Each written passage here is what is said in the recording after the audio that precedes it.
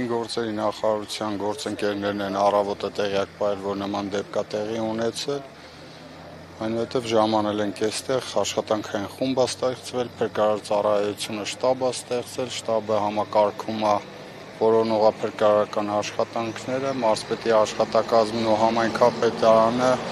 միասին կարիքների գնահատում են իրականացնում։ Այս բանին ձեր տեղեկություններով քանի զոհի մասին է վիրավորների կանատես եղել եք օրինակ փլատակների տակից, որ մարդկանց հանում են։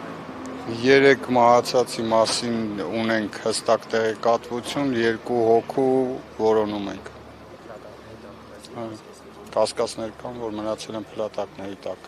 Ասացիք աշխատանքային խումբ է ձևավորվել, հա, մարդիկ, որոնց բնակարանները վնասվել են եւ փաստացի դրսում են հայտնվել, այս պահին կացարաններով ինչ իրավիճակ է, ապահովել են արդեն թե դեռ ընթացքի մեջ է։ Մենք այս պահին գնահատել ենք, թե արդյոք կարողանալու ենք, եթե սեյսմիկի եզրակացությունը լինի բացասական, մենք հիմա խնդրել ենք գործընկերներին, որպեսզի սեյսմիկ եզրակացություն տան շենքի մասով, եթե սեյսմիկի գնահատականը լինի բացասական, մենք բոլորի համար արդեն նախատեսել ենք բնակության հարց կարգավորելու, բայց սեյսմիկի եզրակացությունից հետո պարզ կդառնա, թե քանի քաղաքացու կամ քանի ընտանիքի պետք է տեղավորել բնակարանով ապահովելու,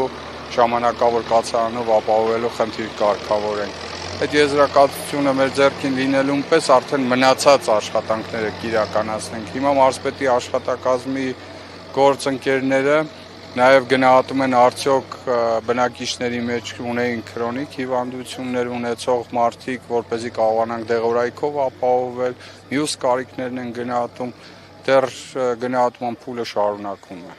Պարոն մարզպետ, մի ճշտող հարց է, նախքան պայթյունը շենքը վթարանության աստիճան ունեցել է, թե ոչ։ Ոչ, չի ունեցել։